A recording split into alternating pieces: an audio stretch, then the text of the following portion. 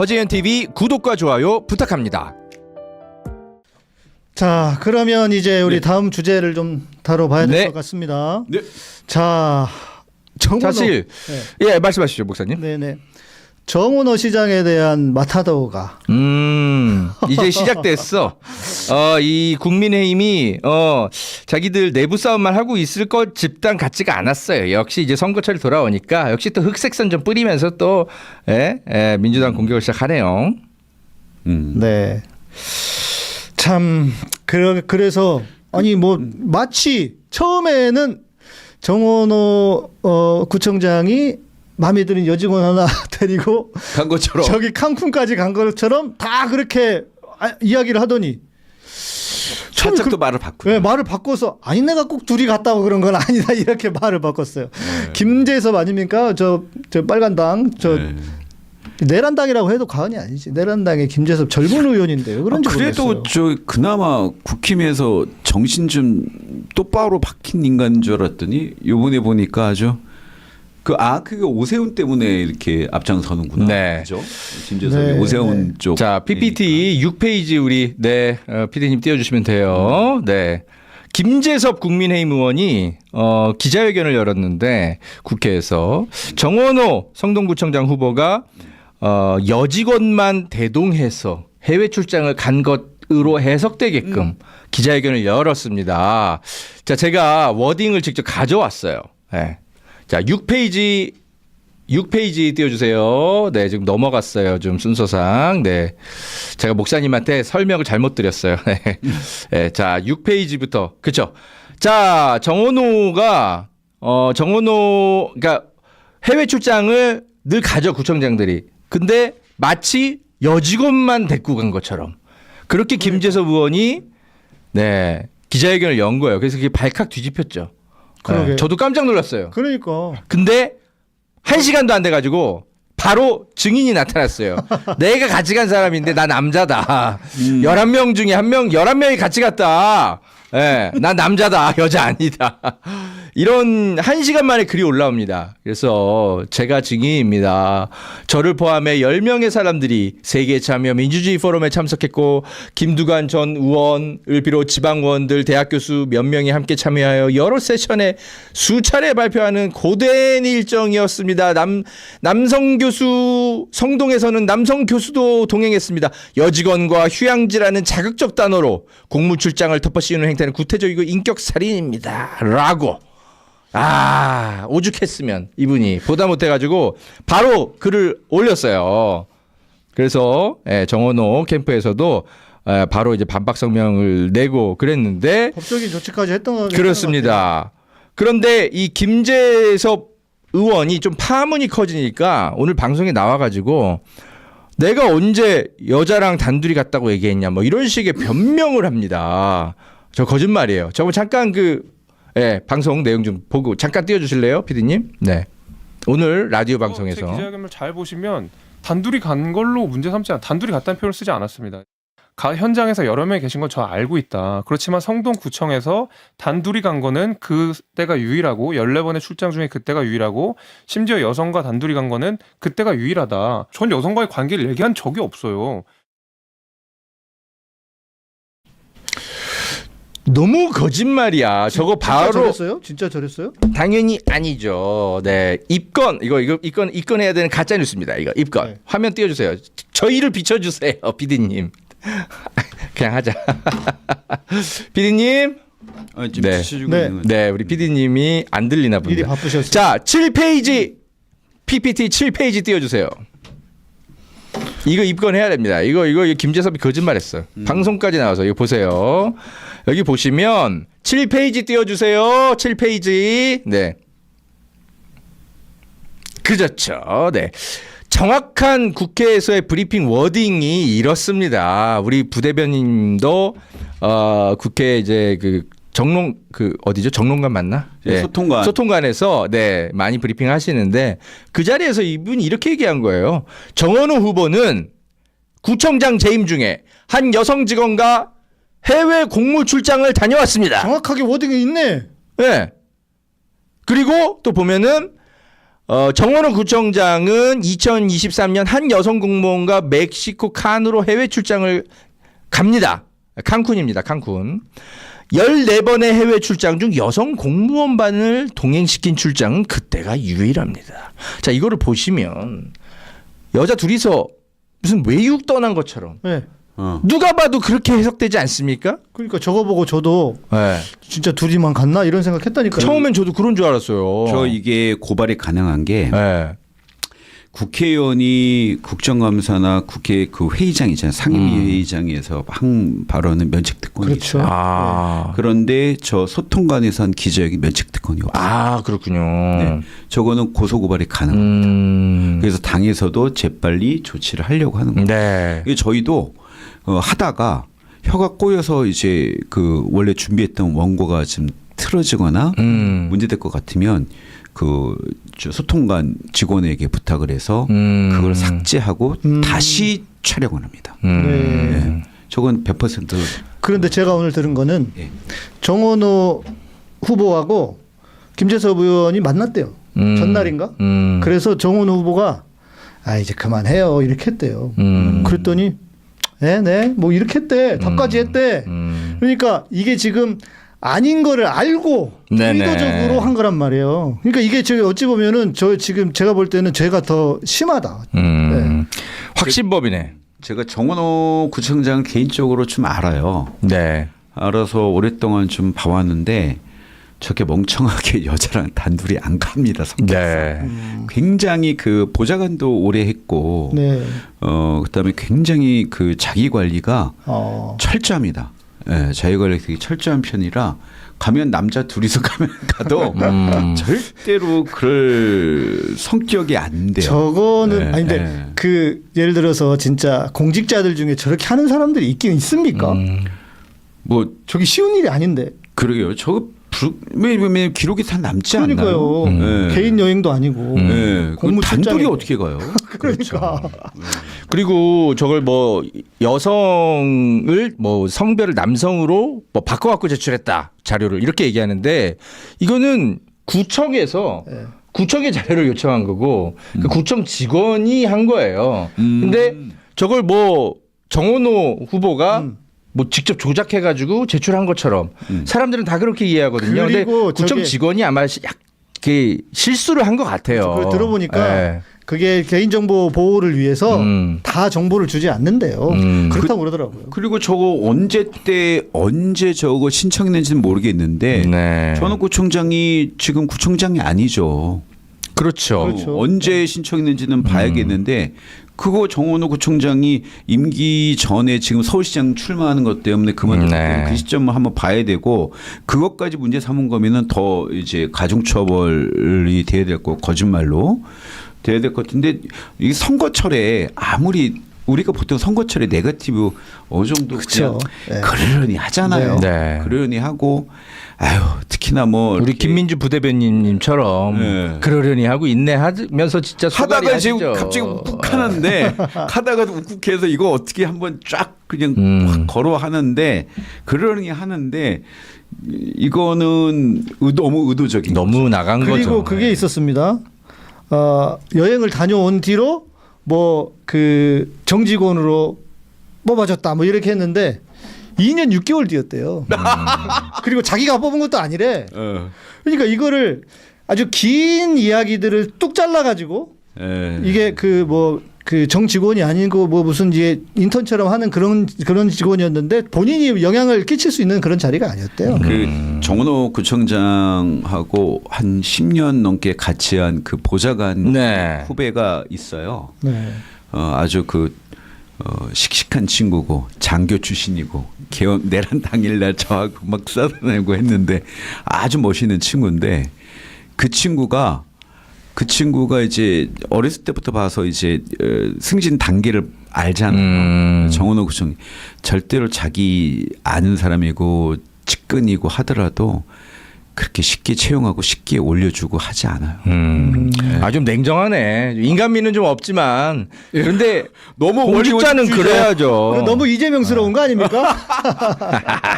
네, 그 친구 저기 적도 많겠다 그러면. 이재명 저기 잘 안 통해. 예. 아. 정원호도 잘 안 통해. 네.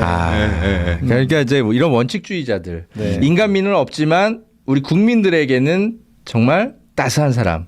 예, 그래서 이 정원호 구청장 후보에 대한 네거티브가 좀 요즘 도를 넘고 있다 이런 생각이 좀 들고, 그래서 이제 이 이슈가 터져 나오니까 사실은 이제 같은 경쟁자임에도 불구하고 오늘 방송 보니까 전현희 의원조차도 아니 뭐 다른 사람이랑 뭐 출장 간 거 뭐 남자든 여자든 그게 뭐가 중요하냐. 그렇죠. 아니 여성 공무원이랑 출장 가면 다 문제인 거냐. 문제 삼을 걸 문제 삼아라. 그래서 너무 감사한 게 제가 네. 박주민 의원님도 같이 기본사회 하면서 친하고 네. 전에 제 오산시에 복지 관련된 거 저 복지위원장이시니까 네. 제가 제안서도 드리고 하고 하는데 이 문제를 좀 아무리 네. 이 서로가 지금 경쟁 상대지만 크게 문제 삼거나 그러지 않고 오히려 같이 방어해 주는 모습 보고 네. 아 멋지다. 네. 멋지다. 전현희 의원도 멋지고 그렇죠. 박주민 의원도 멋지다. 그러니까 이 아무리 우리가 선거철이지만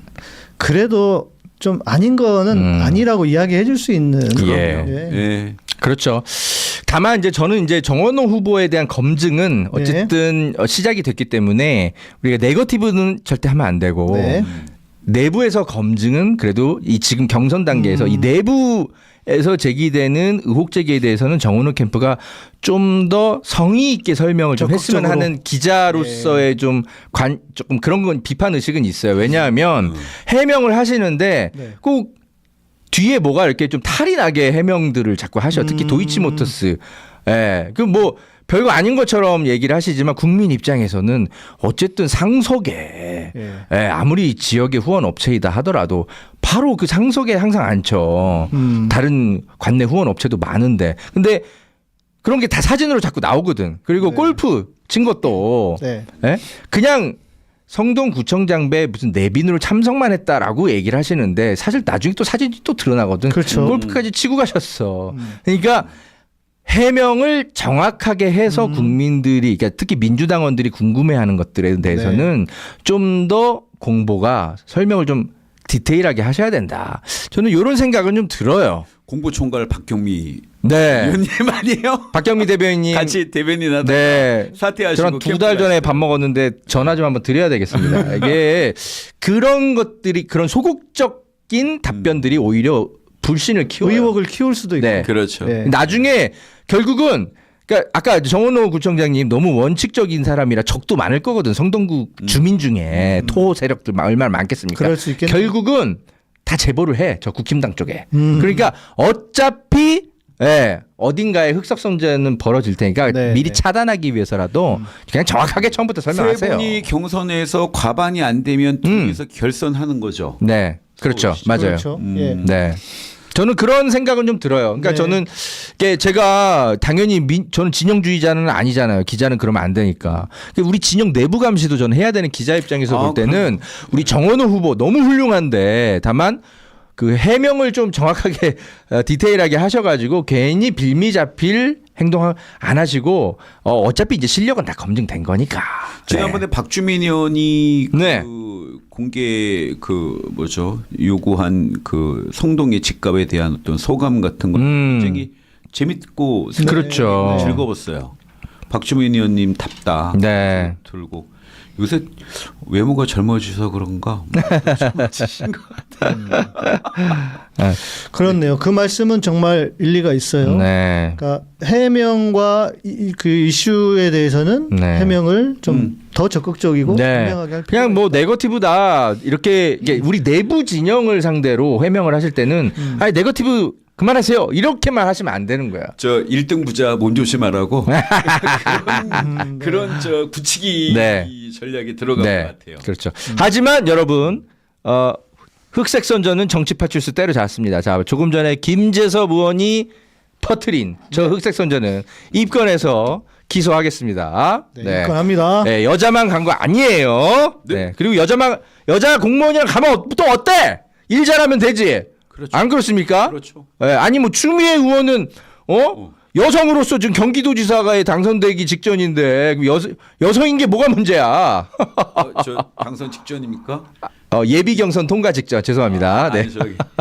저는 또 한준호 의원하고 친해서 갑자기 살짝 불편해질 뻔했네. 아, 제가 생방송 중에 그냥 막 좀 말을 하다가 약간 좀 실수한 측면은 있습니다. 아니. 아무튼 예비 경선 끝나는 과정인데 아무튼 네. 유력한 3명 중에 1명 아닙니까? 네. 그 얘기를 한다라는 게. 네. 자, 아무튼 좀 이제 성별 갖고 좀 제발 좀 지랄 좀 하지 말았으면 좋겠어요. 왜 그게 문제인 거야? 예? 그러니까 그렇죠. 김민주 대변인. 여자로 자꾸 오해받는데 성별이 뭐가 중요해? 일만 잘하면 됐지. 안 그래요? 성별 좀 안 했으면 좋겠어요.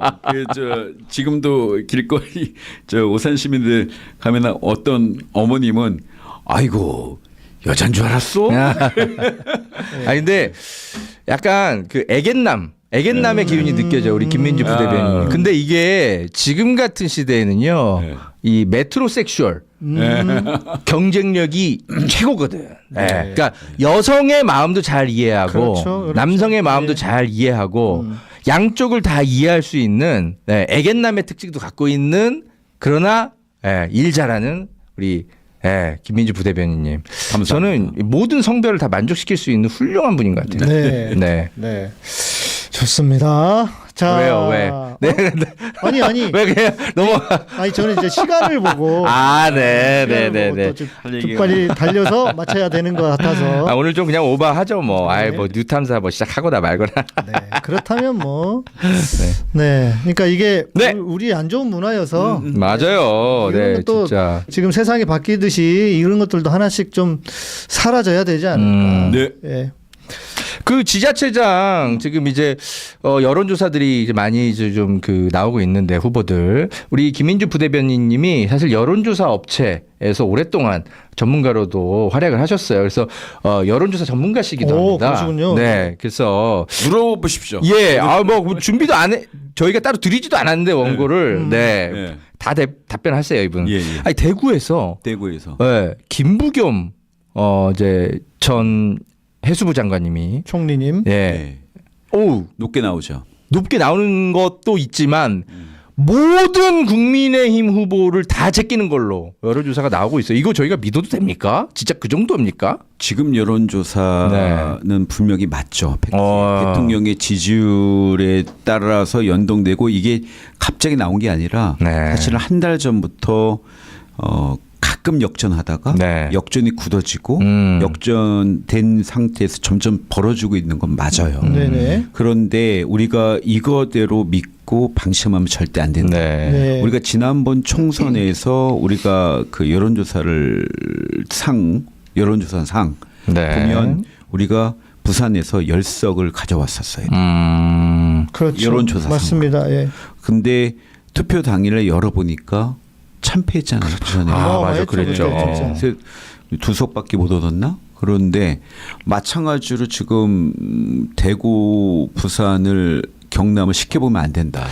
차이 보수가 사실은 많이 예. 있을 거예요 지금. 그리고 그 조사들을 보면 옆에 안 나왔지만 부동층이 더 높을 겁니다.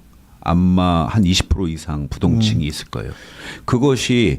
그것이 반반 가져가면 문제인데 괜찮은데 사실은 부동층 대부분이 저쪽으로 갈 가능성이 많단 말이에요. 그래서 치명적일 수 있으니 우리가 대구와 부산을 이야기할 때는 최대한 뭐라고 하나 전략적으로 좀 겸손하게. 그렇습니다. 그래 겸손하게 네. 형제님 겸손하게 겸손 하고 힘들어도 겸손해야 됩니다. 특히나 저는 이런 생각해요. 요번에 이제 국가적 여러 사업들이 있잖아요. 네. 사업들이 있고 한데 대구에 뭔가 큰 선물을 준비해 줘야 된다.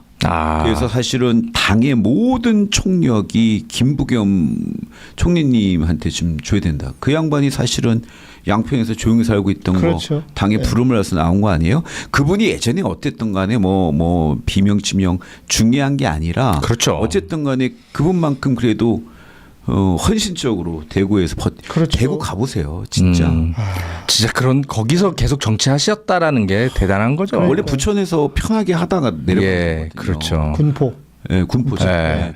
그래서 우리가 좀 잘해야 되고 부산은 불경 세트입니다. 불경 메가시티를 강력하게 하고 다행히 나는 전재수 장관이 좀 유력하다 보는데 전재수 장관은요 저하고 한번 밥을 먹는데 이런 얘기를 하더라고요. 본인 당의 아무래도 40 이상 안 나온다. 그럼 자기가 무엇으로 이겼냐. 국힘 지지자지만 전재수가 좋아서 찍는 사람들 네. 때문에 계속 되는 거다. 네, 네. 그럼 사석에서 보면 굉장히 겸손하고 예의 바르고 놀랍게도 저보다 한 살 어려요. 오, 그렇습니까? 네네. 전재수 장관이? 네, 한 살 어립니다. 근데 해병대 정신도 있고 그래서 개인 능력이 탁월합니다. 이번에도 단수공천 받을 수 있잖아요. 전재수 정도면. 근데 본인이 네. 경선을 해달라고. 그 아주 멋진 사람입니다. 그래서 부산에 만약에 경선이 안 됐지만 뭐 이 대세가 전재수 장관, 전재수, 김상욱, 김경수, 요 트리오가 불경 메가시티를 다시 부활하고 불경 메가시티의 어떤 가능성을 강조해야지만이 다 같이 이긴다. 네. 이런 생각이고 이번만큼은 만약에 대구까지 우리가 이기잖아요. 우리 민주당 역사상 최대 승입니다. 그렇죠. 네. 그리고 김부겸 의원 이제 국회의원을 한번 당선되신 적도 있잖아요. 네. 그런데 그때는 이제 그 제가 어젯밤에 김부겸 의원이 이제 기독교인이시더라고요. 네. 그래서 저희 한참 선배 은퇴하신 선배 목사님 그 교회를 출석하셨대요. 그 아내분이 권사님이신데 그러면서 이제 김부겸 의원에 대한 이야기하고 그러면서 김부겸 의원이 대구로 내려가셨잖아요. 출마 물론 거기서 떨어졌지만 대구로 내려가라는 사람이 그분이래. 목사님이 그러셨대. 근데 그게 왜 그랬냐면 본인이 군포에서 3선을 하니까 후배들한테도 너무 좀 그렇고 해서 이제 내가 정치도 그만하려고 그런다 이렇게 했더니 그럼 차라리 네. 대구로 가라라고 추천하신 분이었대요. 그러니까 그 말을 먼저 했대 김부겸 의원이. 그러니까 저도 그 말을 들으니까 그거는 진짜 달리 보이시더라고요. 우리 댓글에서도 뭐 나는 그래도 김부겸 싫다 하시는 분들도 있는데, 그러니까 저도 왜 그런데 이제 그런 게 있으셨지. 새로운 정치 신인에 대한 갈망도 있는데 네. 대구가 그만큼 어려운데. 그러니까요. 네. 너무 그거 하나만으로도 전 점수 줍니다. 네. 그러면서 이제 이분이 대구에서 만일 당선이 된다면 그때 국회의원이 된 거는 개인기에 의해서라면 이거는 역사적인 의미가 다르다. 이번에는 네. 정말 말 그대로 계속 그러셨잖아요. 국민의힘을 버려야 보수가 산다. 그것처럼 지금 이 대구에서 김부겸 이 시장이 되신다면 어떤 지금 이 국민의힘의 몰락을 역사적으로 종지부를 찍는 상황이 될 수도 있다. 그런 의미에서는 뭐 우리 시청자분들 조금 뭐 워낙 우리 정치 고민감층이시니까 그러실 수 있지만 그래도 대구기 때문에 좀 이거는 다른 각도에서 좀 봐주실 필요는 있다. 아니 뭐 이분 이제 대구의 시정을 펼치는 거지. 우리 네. 민주당의 뭐에서 무슨 뭐 법안 처리하거나 그런 자리 아니잖아요. 사실은 그러니까 모 방송에서 네. 그 진행자께서 대구 분이세요. 그래서 김부겸 그 대구시장 차출론을 벌써 두세 달 전에 얘기하시길래 제가 어차피 대구는 어려울 텐데 네. 그러지 말고 새로운 정치 신인을 지금 길러내자. 언제까지 김부겸이냐. 뭐 그것도 맞는 말씀이긴 라는 하지. 말씀했는데 네. 어쨌든 근데 지금 총리님께서 결심을 하셨고 험지 중에 험지로 그렇죠. 저는 대구를 몇 번 왔다 갔다 하고 대구에서 선거운동 보좌관들은 보통 선거 지원운동 나가거든요. 네네네. 가봤기 때문에 저 대구가 어떤지 알아요. 대구는요 진짜 독립운동하는데 지나가면 빨갱이 소리라고 저 파란 옷을 입고 못 다녀요.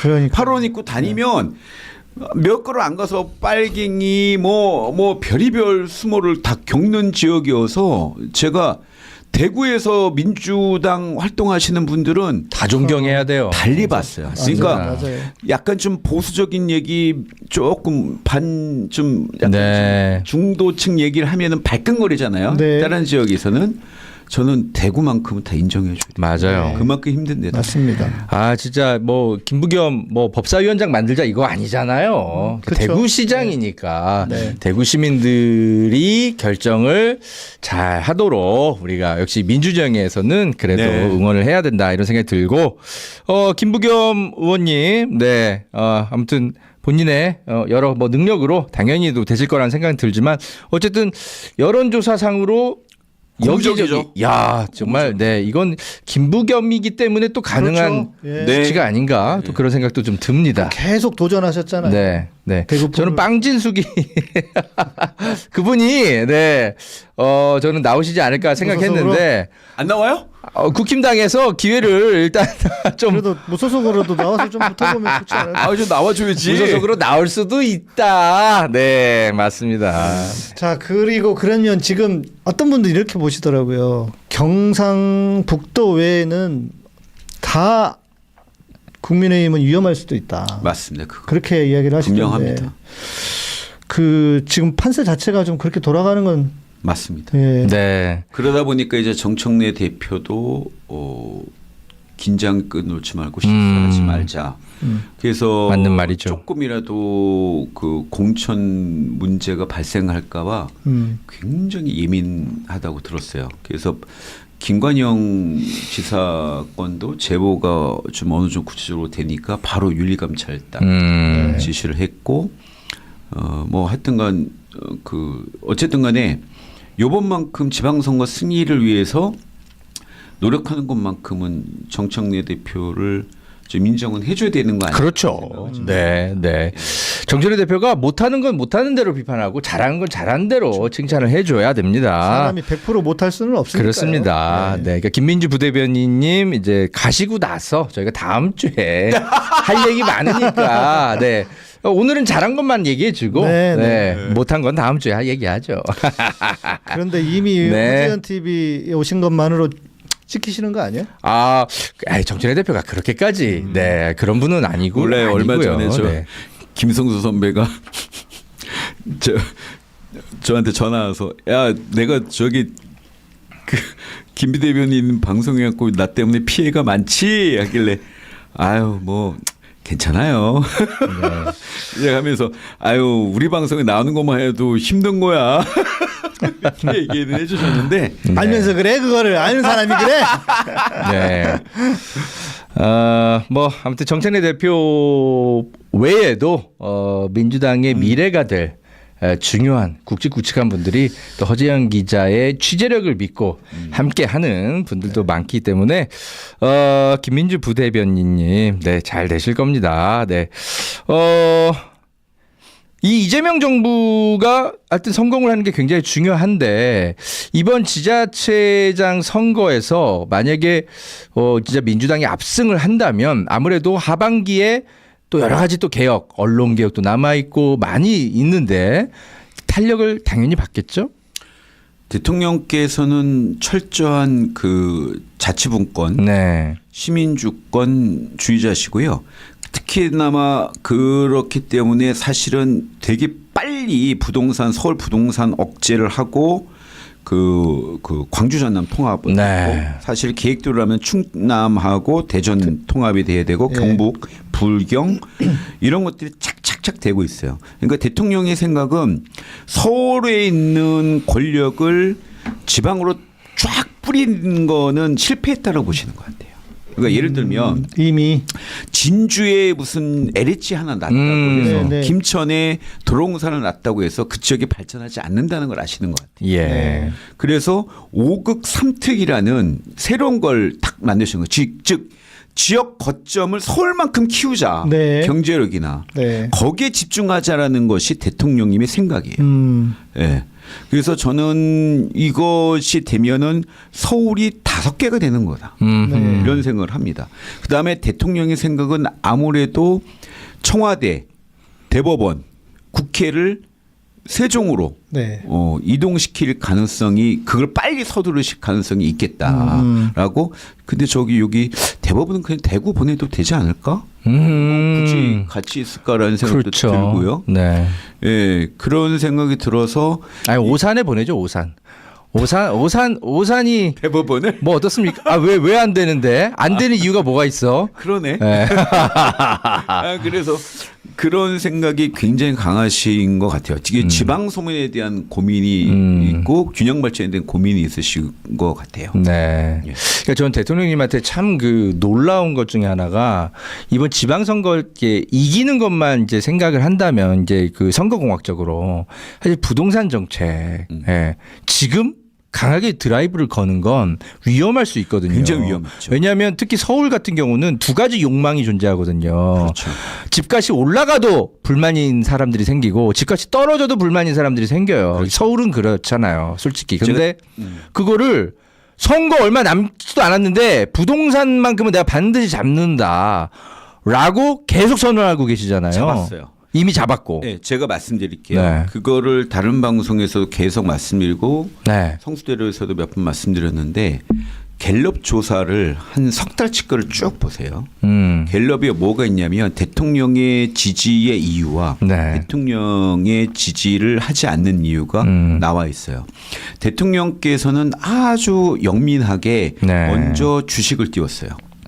즉 그렇죠. 욕망을 주식으로 바꿔놓은 거죠. 바꿔놓으셨어요. 네. 방향을 바꿔놓은 예. 거죠. 그 다음에 테러를 놔줬다는 거죠. 부동산의 자금을.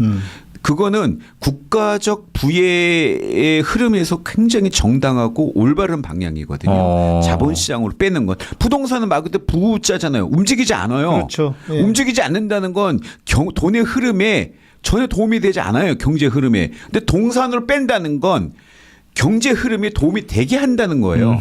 굉장히 국가 경제적으로도 굉장히 유익한 거거든요. 그리고서는 부동산 전쟁을 붙였어요. 그때 저 굉장히 걱정했어요. 역대 정권 저도. 중에 부동산 문제로 해서 네. 다 깨졌거든요. 저도 진짜 맞아요. 걱정했어요. 그래서 시작하자마자 갤럽에서 싸움이 붙었어. 지지 첫 번째 이유도 부동산이었고요. 부정의 이유 첫 번째도 부동산이었어. 그래서 이것이 굉장히 논쟁이 붙어서 싸움이 된다고 했는데 지난주 갤럽을 보니까요.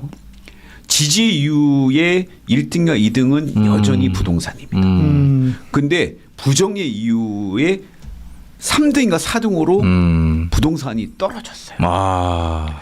그러니까 주가가 5천을 뚫는 순간 다 그냥 그래 내가 다른 대안을 이렇게 마련해 줬는데 야, 여기다 고집할 필요가 없어라고 생각하는 강남의 거죠 이제. 집값부터 떨어지면서 저는 이미 부동산 전쟁에서 승리했다. 진짜 중요한 지점이고요. 네. 그래서 저도 걱정이 돼갖고 사실 청와대의 이제 핵심 참모들에게 전화를 좀 이렇게 할 일이 있을 때 은근슬쩍 좀 진짜 물어봤어요. 왜 하필 지금이시냐? 예? 아니 나 진짜 걱정된다. 특히 서울 같은 경우는 네? 좀 두 가지 욕망이 존재하시는데 대통령님의 생각을 설명해 주시는 핵심 참모들이 그런 얘기를 하시는 거예요.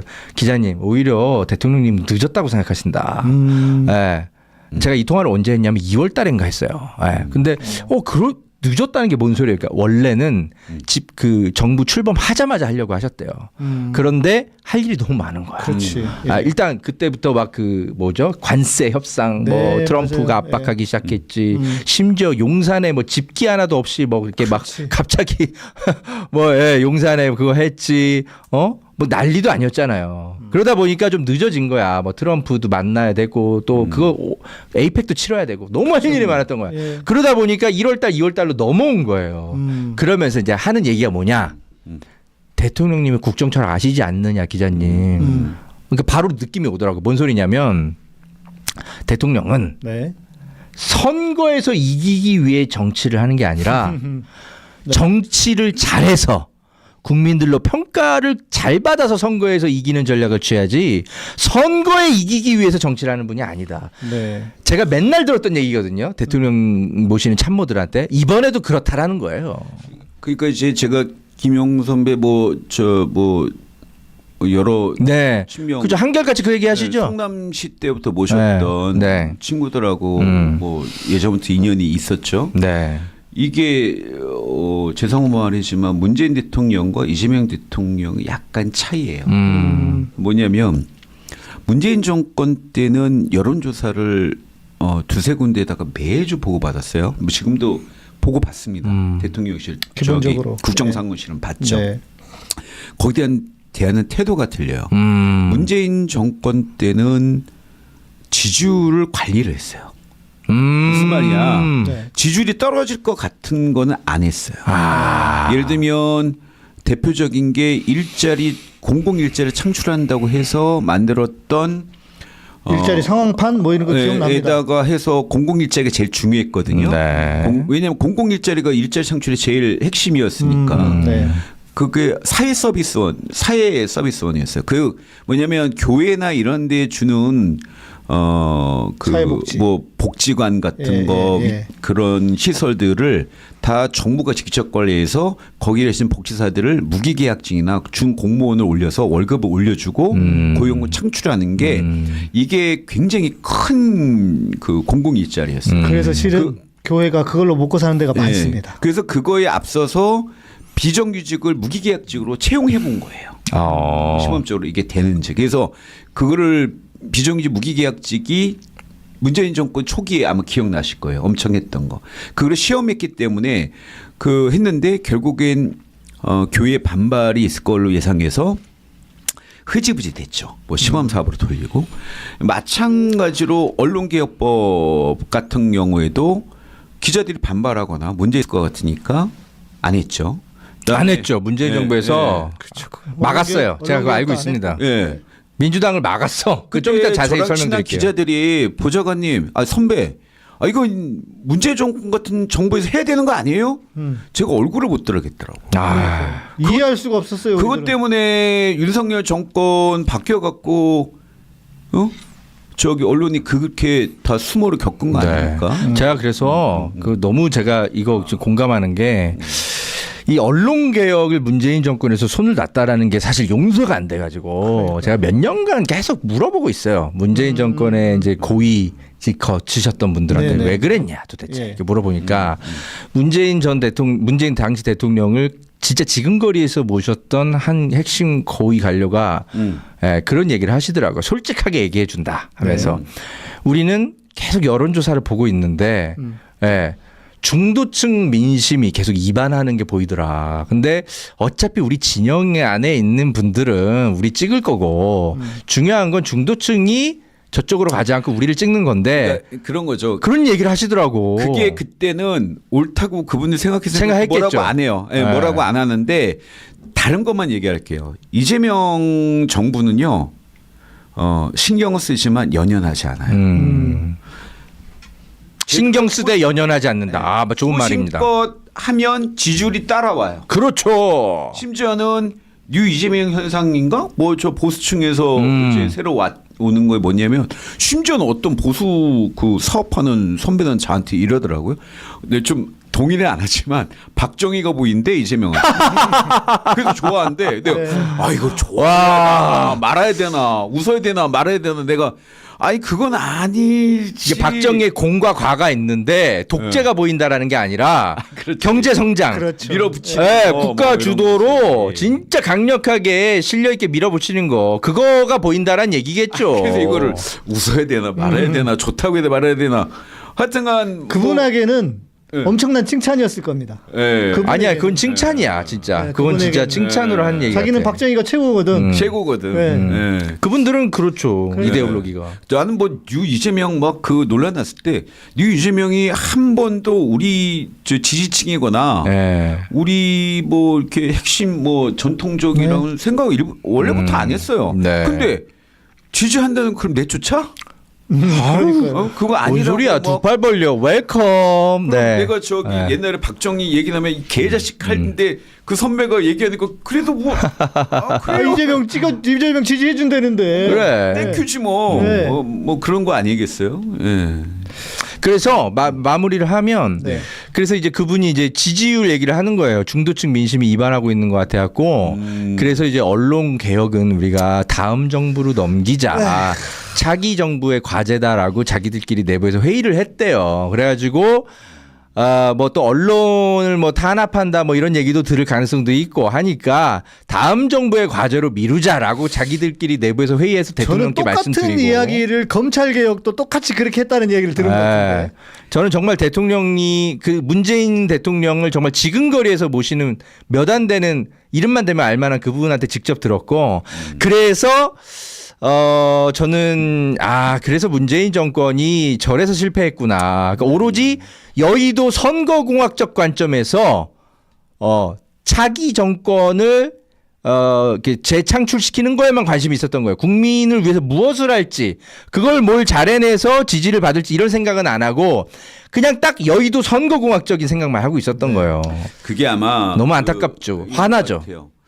그러니까 그러니까 이재명 대통령은 누구의 어떤 이게 없이 혼자 스스로 자기 발전했잖아요. 네. 발전하고 성장했어요. 저도 처음에 만났던 성남시장 때 이재명 대통령과 도지사 때 이재명 대통령으로서 이재명이 다 틀려요. 근데 그게 그래 나쁘다고 생각하지 않아요. 예. 예.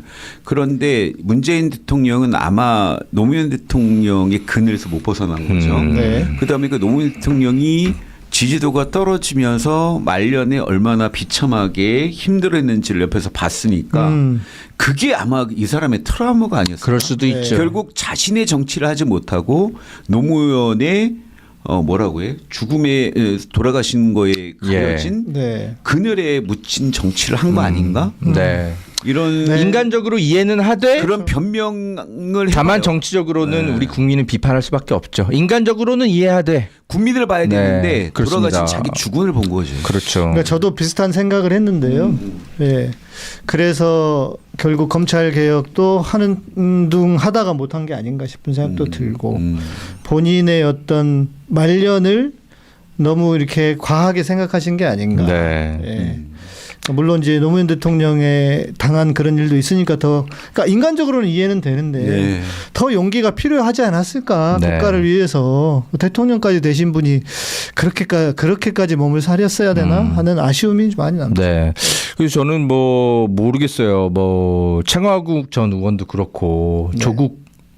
조국혁신단 대표도 그렇고 문재인 전 대통령을 너무 완벽하게 평가하는 그래요? 거예요. 방송에 나와서 하시는 말씀들이 완전히 그냥 그냥 하느님이야. 문재인 전 대통령만큼 완벽한 대통령이 없었던 거야 이분들한테. 대단한. 근데 성공을 국민의 한 입장에서는 안 그러거든. 그러니까요. 예. 잘하신 부분이 있죠. 공과 과를 함께 잘하신 분도 짚어야죠. 있고, 성품이야. 네. 그만한 분이 어딨어. 네. 착하시지. 네. 근데 저는 윤건영 의원 있잖아요. 네. 윤건영 의원이 그래도 제일 복심 아니에요? 그나마. 네. 네. 아니 저 문재인 대통령이 복심이라고 네. 보면 윤건영 의원의 행보를 보면서 그나마 문재인 대통령을 투영해요. 네. 네. 그래서 좀 더 과한 비판도 좀 그렇고 네. 과가는 좀 분명히 하되 우리 좀 행복한 이재명 시대에 살고 있으니까. 네. 아니 저는 개인적으로는 제가 그때 문재인 대통령 이후에 촛불 정권이라는 것 때문에 너무 많은 기대를 했던 것 같아요. 네, 그리고 맞아요. 좀 뭐랄까 대한민국에서 너무 중요한 때다. 이 개혁의 때를 놓치면 다시는 기회가 오지 않을 거라는 그런 위기의식에서 정말 철저하게 지지를 했는데 왜 실패했지 제가 계속 저도 좀 탐구를 해보고 찾아가 보니 너무 실망스러운 부분이 많이 있었던 거야. 그래서 저는 좀 내가 이제 정권만 바뀌면 내가 목소리 높여야 되겠다 해서 내가 가끔씩 좀 비판도 많이 하고 하는데 요즘은 조금 저도 마음을 좀 추스리려고 해요. 욕만 한다고 되냐. 네, 이제 네. 이재명 정부가 성공할 테니까요. 그러니까요. 근데 이제 네. 저희는 이제 같은 그 실수를 반복하지 않도록 네. 열심히 취재해서 네. 대통령님께 조언을 드리면 되죠. 근데 이게 마지막으로 꼭 이 얘기는 하고 넘어가는 얘기가 나온 김에 네, 제가 중요한 그래서 얘기죠. 유시민 전 노무현재단 이사장께서 네. 자꾸 ABC 이론 같은 것들을 이렇게 가지고 와가지고 이재명 정부의 해가 될 정치인들만 언론이 자꾸 띄운다. 목적이 있으니까 잘 봐라. 이거죠. 이런 얘기를 재래식 하시거든요. 언론이 띄우는 사람은 위험하다. 그렇죠. 이재명 예. 정부를 그런 나중에 얘기를 하셨어요. 흔들 사람을 띄워준다. 기가 막히게 그걸 알고 띄워준다. 이렇게 파워포인트 11페이지 띄워주세요, PD님. 네. 이 얘기를 하시면서 이제 11페이지, 네. ABC 이론을, 11페이지 ABC, 네. 요거, 네. 네. 그래서 누가 A이고 B이고 C인지는 얘기는 안 하시는데, 근데 추정 가능하게 얘기를 하셔. 그러면서 요즘 뭐 언론이 최근에 자꾸 무죄 띄워주는 나온 사람이 있잖아요. 최근에 무죄 무죄 나온 판결도 사람? 받고. 네. 근데 자꾸 언론이 인터뷰해주고 그런 사람이 있잖아요.라고 얘기를 해요. 예. 그 누가 있습니까? 그런 사람. 송영길 전 대표밖에 없잖아요. 맞아요. 예? 그래서 그 뭔가 이렇게 송영길 전 대표가 뭔가 되게 이익지향적인데 그래서 이재명 정부의 해가 될 사람이니까 언론이 띄워준다. 네. 이런 식으로 해석되게끔. 그러니까 아까 김재섭 의원이 내가 그런 말을 콕 집어서 한 건 아니잖아요 하는데 모든 국민은 다 그렇게 이해하잖아. 그렇죠. 예, 그러니까 유시민 작가도 그런 식으로 얘기를 하셨는데 저는 제가 알고 있는 송영길 전 대표는 정말 언론이 싫어하는 사람이거든요. 네. 그게 뭔가 사연이 있다면서요. 사연이 있어요. 네. 언론이 띄워줄 이유가 하등 없는 사람이에요. 그냥 송영길 전 대표가 네. 최근에 이제 의외로 예상하지 못한 전면 무죄 판결이 나왔거든요. 저는 일부 유죄는 나올 수 있겠다. 대부분 그렇게 예측했는데 전면 무죄 판결이 나왔기 때문에 그래서 언론은 관심을 가질 수밖에 없는 거예요. 약간 그렇죠. 이변이 벌어졌잖아요. 예, 예. 예. 그러니까 당연히 근데 심지어 민주당 전 대표야. 예. 그리고 이재명 대통령을 개항을 그거 양보하고 뭐 여러 가지 그 관계 속에서 정치적 인생을 최근 몇 년간 함께 하신 분이야. 그럼 당연히 언론 입장에서는 인터뷰 대상이죠. 그렇죠. 네. 그 무슨 해가 될 사람이니까 일부러 띄워준다? 이거는 팩트 없이는 얘기하시면 안 되는 겁니다. 네. 유시민 작가님. 근데 제가 사실은 전 취재해서 알고 있는데 오늘 이 이야기를 꼭 말씀을 드리면 이거는 유시민 작가도 잘 모르셨던 건지 아니면은 알고도 거짓말 하시는 건지 모르겠는데 송영길 전 대표가 언론 개혁법을 문재인 정부가 하지 말라는데 강력하게 밀어붙이셨습니다. 대표 시절에. 민주당 대표 시절에.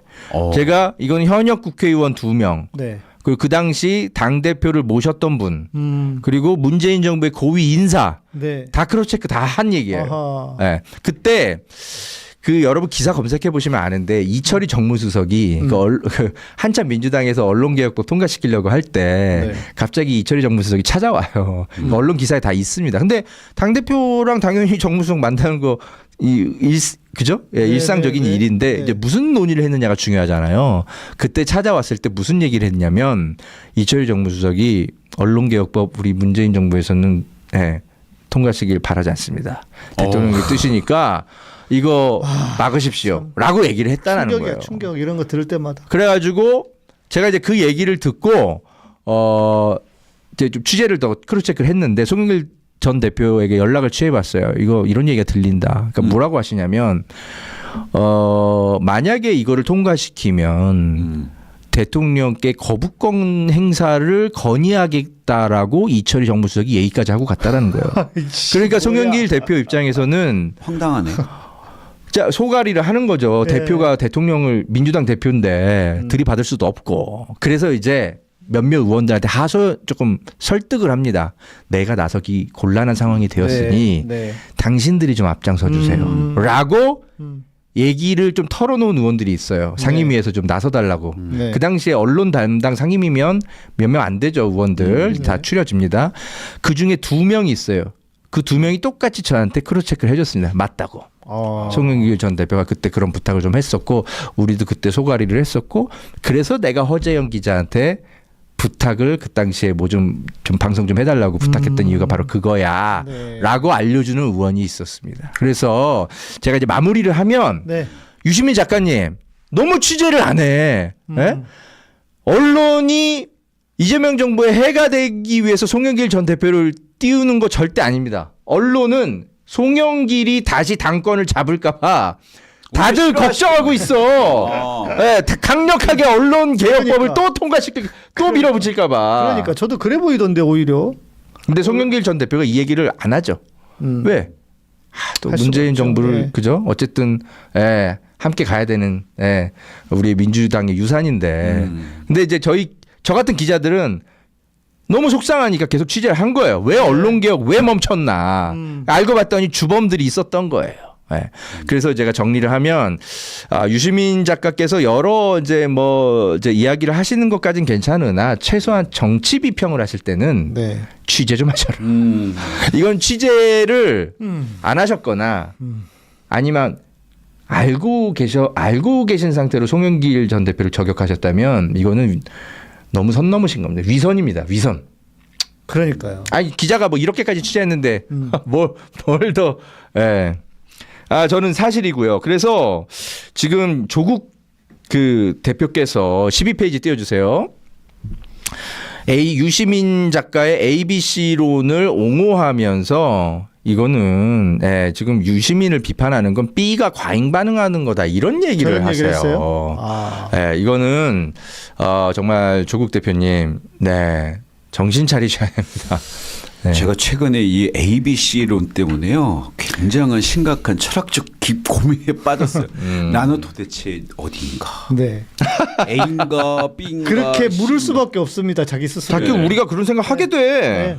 그래서 되돌아봐요. 우리의 역사를.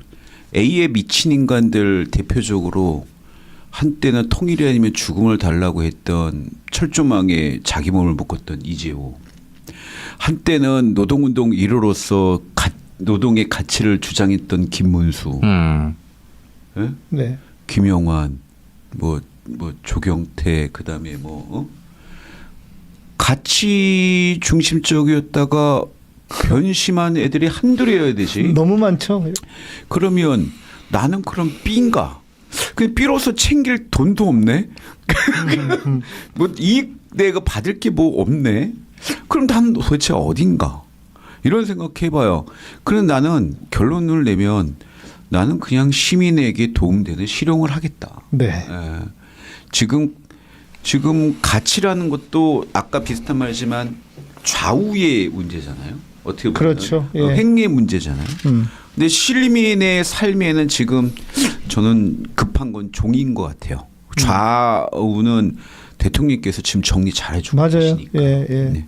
대통령님이 뭐라고 하셨는지 화면 띄워주세요. 뭐라고 PD님. 하셨습니까? 제주 타운홀 때. 타운홀 미팅에서 콕 집어서 이야기를 하셨죠. 대통령님께서. 자, 바로 이거입니다. 네. 지금 뭐 가치가 뭐가 그렇게 중요하냐. 국정 운영의 수반으로서 제목이 좀 나오게 해주세요. 제목, 이념이고 가치고 뭐가 중요하냐. 국정 운영의 수반으로서 가장 중요한 건 국민이다. 이런 취지로 이야기를 하셨는데, 뭐 그냥 평상시에 저런 얘기를 하셨으면 뭐 그냥 그렇게 하고 듣겠는데 콕 집어서 가치란 얘기를 하시길래 저거는 이제 언론들 입장에서 보기엔 저거는 유시민 작가의 ABC론을 언급하신 거에 대한 대답이냐 이렇게 해석이 되는 거죠. 저는 이 생각이 들었어요.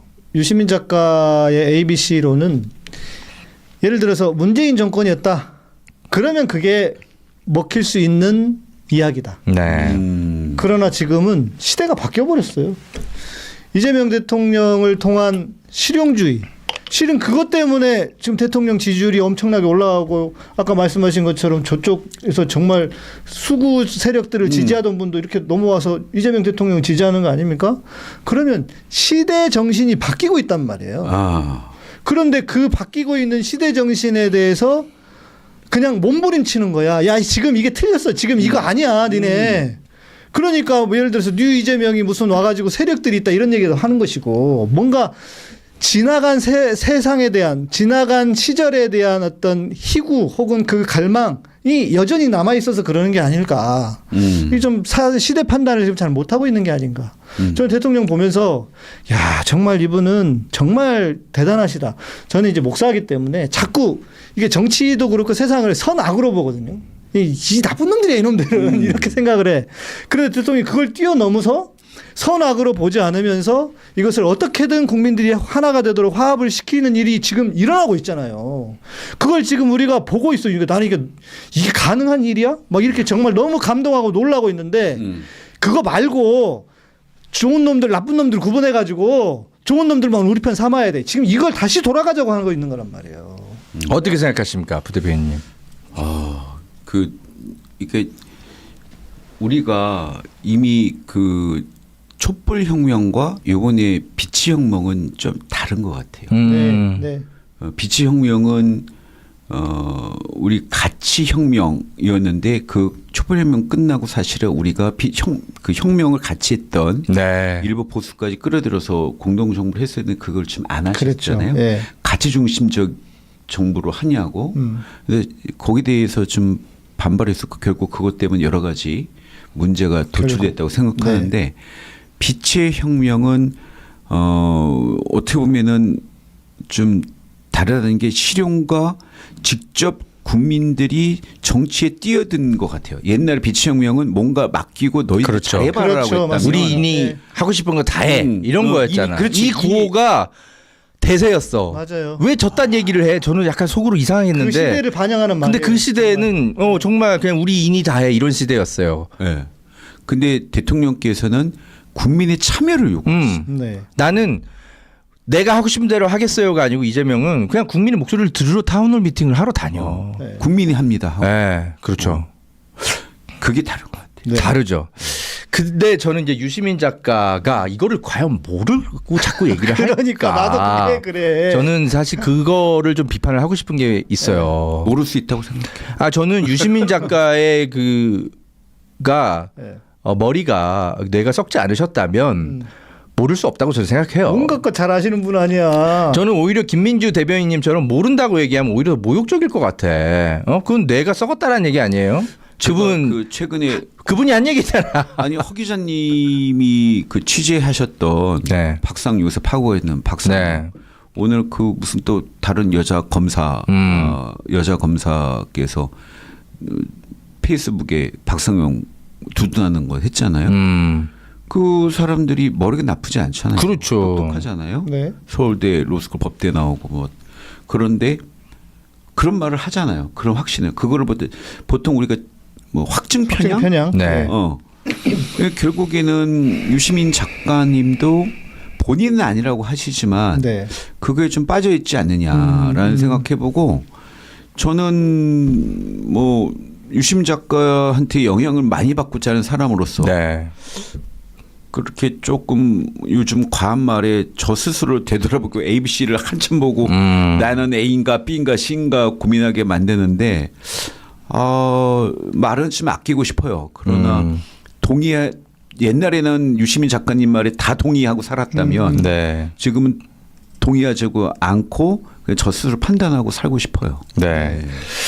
막스 베버 주의자라는 확신을 이제 전 드는데 대통령이 왜냐면 직접 언급했어요. 막스 베버를. 네, 네. 저 제주에서. 그렇죠. 막스 베버가 그런 얘기도 하지 않았냐. 정치인은 현실 정치에서 균형 감각을 가져야 되는데 그런 얘기를 막스 베버도 하지 않았냐라는 얘기를 굳이 제주도 저기서 하셔. 근데 이 유시민 정도 됐으면은 유시민 작가님 정도면 막스 베버 책을 안 읽었을 리가 없잖아요. 그렇죠. 네, 그러면 이재명 대통령의 철학을 모를 리가 없어요. 유 작가가. 왜 그러냐면 막스 베버가 항상 이제 강조한 게 어떤 이제 정치인으로서 소명 의식을 갖는 건 좋지만 정치인은 자신의 소명을 펼침으로 인해서 벌어지는 사회 현상이나 여러 가지 작용 그런 것들에 대해서 결과에 대해서 책임을 질 줄 아는 책임 의식을 같이 강조했거든요. 그러니까 늘 균형을 잡으라 그 얘기를 하는 겁니다. 네. 그러니까 내가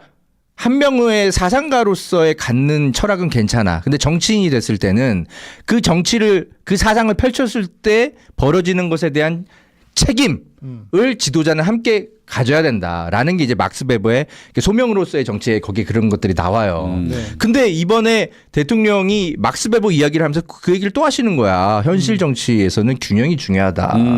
근데 제가 언제부터 이재명 그 대통령이 베버주의자다라고 이렇게 좀 느낌이 오기 시작했냐면 바로 그때부터입니다. 언제냐면 예전에 이제 총선 앞두고 그렇게 얘기하신 적이 있어요. 준연동형. 네네. 그거를 이제 택하시면서 원래는 당내에서 병립형으로 해야 된다라는 목소리가 강했잖아요. 네. 김어준 씨도 막 그런 거 홍보하고. 그런데 정청래 대표도 정청래 그때 당시 수석 최고위원도 병립형 쪽으로 막 맞아요. 주장을 하시고 하셨는데 몰아갔지. 네. 그런데 대통령께서 준연동형으로 하면서 무슨 설명을 하셨냐.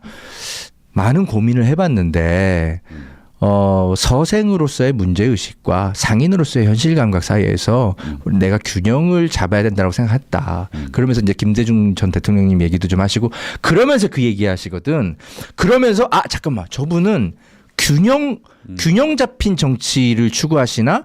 잠깐만 저거는 내가 이제 예전에 정치학 공부를 했는데 저거 막스 베버가 많이 강조하던 건데 저분도 저런 쪽이신가라고 제가 생각을 하기 시작했어요. 그러면서 최근에 또 언제 또 확신하게 됐냐면 이번에 검찰 개혁 관련해서 막 당내에서 네네. 반발이 심했잖아요. 강성 개혁론자들이. 근데 딱 뭐라고 하셨냐? 그때도 똑같은 얘기를 해요. 한 15분 가량을 이야기를 막 기자회견 맞아요. 청와대 영빈관에서 막 얘기하면서 왜 보안 수사권을 검토를 할 수밖에 없는데 보안 수사권에 그러나 예외적 허용을 하더라도 허용을 또 남발하는 것들 또 장치도 필요하고 네. 그러면서도 여러분들이 왜 검찰 개혁을 강력하게 주장하는지도 다 이해하고 한 20분간 독백하듯이 이야기를 해요. 맞아. 길게 기억납니다. 말씀하셨어요. 그러니까 이분이 무슨 봉욱수석이나 뭐 검찰주의자들에게 가스라이팅 당한 이런 게 아니라 네. 이분은 원래 국정 수반이 됐을 때 네. 균형, 내 사상과 철학을 가치를 가지고 국정 운영을 했을 때 생기는 여러 가지 결과에 대해서 책임을 져야 되기 때문에 네. 균형을 찾고 계시구나. 또 막스 베버 책을 최근에 또 읽으셨나? 저는 그런 생각하면서 봤거든. 그러니까 제가 정리하면 네. 유시민 작가 정도 됐으면 이거 눈치 못 챈다면 바보입니다. 몇 번의 기회가 있어요. 이재명 대통령이 막스 베버가 설파한 그 정치 철학대로 성남시장도 하고 경기도지사도 하고 대통령도 하고 그러고 있다라는 거는 아니 저 같은 기자도 눈치챌 정도인데 유시민 작가가 그걸 모른다는 건 말이 안 돼요. 그래서 저는 유시민 작가가 왜 저러시나 네. 정말 뇌가 썩으셨나 아니면 다른 목적으로 사실은 대통령을 비판하고 싶은데 지지율이 너무 세니까 너무 높으니까 참모를 자꾸 공격하시나 저분이 네. 저 솔직히 그런 생각도 좀 해요. 네. 네. 대변인님 아무 말씀 안 하셔도 됩니다. 손님 모셔놓고 이런 얘기까지 하면 안 될 것 같아서 네, 저도 네. 한 발 더 나가서 이야기하고 싶은 게 있지만 우리끼리 있을 때 하는 걸로 하고요. 네. 자, 우리 슈퍼챗을 주셨습니다. 줄리 신님께서 열일하시는 허지영 기자님 응원합니다. 정치파출소 화이팅 이렇게 해주셨고 슈퍼챗 감사드리고요. 또 아까 우리 보자. 어디 갔냐? 네, 정말 여러분 사실 오늘 이런 방송을 제가 하는데 이 개인 방송이더라도 제작비가 듭니다. 이 스튜디오 사용 비용 저희 앞에서 고생하고 계신 PD님 사실 우리 목사님 출연료 제가 안 드리고 있는데 출연료도 원래 드려야 돼요. 네, 그래서 여러분 최소한 한 번 방송할 때마다 한 최소 20만 원의 제가 후원금은 모여야 됩니다.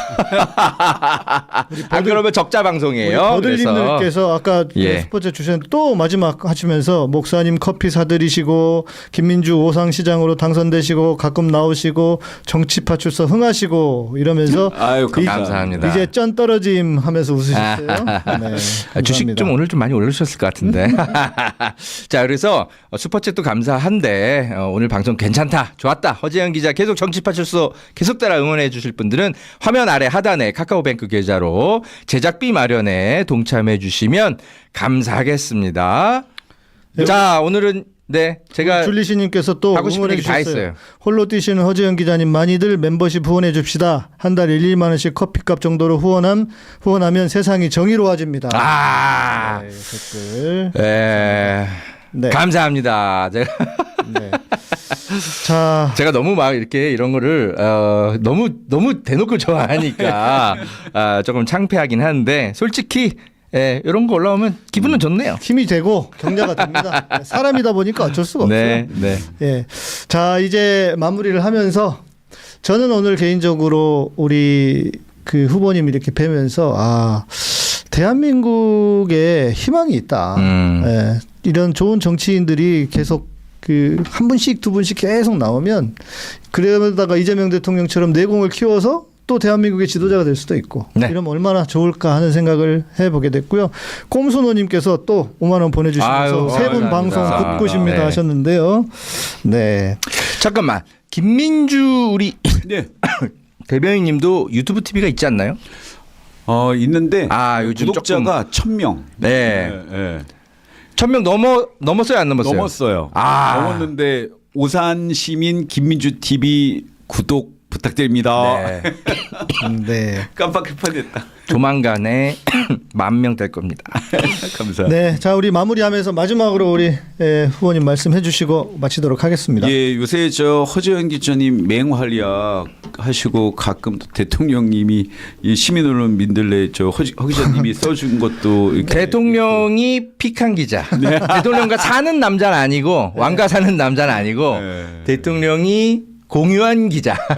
네. 맹활약에 감사합니다. 감사드리고 오늘 목사님 뵙게 돼서 말로만 이렇게 점성 대명을 듣다가 아이고, 뵙게 돼서 영광입니다. 더 열심히 하겠습니다. 감사합니다. 네, 자 우리 시청자분들도 그렇지 않습니까? 혹시 늦게 오신 분들은 앞에 이렇게 내용을 가사 처음부터 들어보시면 와 이런 정치인이 있다고 하는 생각을 하게 될 거예요. 직접 민주주의를 이루겠다는 소망으로 우리 오산시장에 도전하시는 김민주 후보님, 네, 민주당 부대변인님 응원해 주시고요. 널리 좀 알려주십시오. 소문이 막 나서 오산의 시장이 꼭 되시도록 우리 시민 여러분들이 시청자분들이 지원해 주시면 좋겠습니다. 자, 우리 오늘은 여기까지 하고요. 저희는 다음 주 네. 수요일에 자, 저희 정치파출소 매주 수요일 저녁 여러분을 찾아뵙는데요. 제보를 받습니다. 이런 정치인 감시 좀 해주세요. 네. 제가 직접 나서기엔 조금 위험하니 기자님이 나서주세요 하시는 분들이 있어요. repoect.com@gmail.com으로 제보를 주시면 네, 지역에 일 잘하는 정치인 제보도 괜찮아요. 네, 그런 포지티브 제보도 주시고 일 못하는 정치인들 제보도 함께 주시면 저희가 정치파출소에서 허재현 기자가 취재에 의해서 네, 입건 기소하도록 하겠습니다. 네. 좋습니다. 네. 저희는 오늘 여기까지 하고요. 저희는 다음 주 수요일 8시에 뵙겠습니다. 고맙습니다. 감사합니다. 믿을 수 있다. 더 착한 보험 파트너스. 우리 가족의 미래를 대비하는 보험. 여러분은 어떤 식으로 가입하셨나요? 혹시 지인에게 묻지마식으로 가입하신 건 아닌가요? 매월 나가는 보험료 어떻게 보장받고 있는지 궁금하지 않나요? 내가 내는 보험료가 적정한지, 제대로 준비가 되어 있는지 보험에도 점검이 필요합니다. 불필요한 보장은 축소하면서 보험료는 줄이고 부족한 보장은 늘리고 건강보험도 자동차 보험도 나에게 맞춤 보장. 믿을 수 있는 보험 전문가들. 더 착한 보험 파트너스에서 우리 가족의 미래를 점검 받아보세요.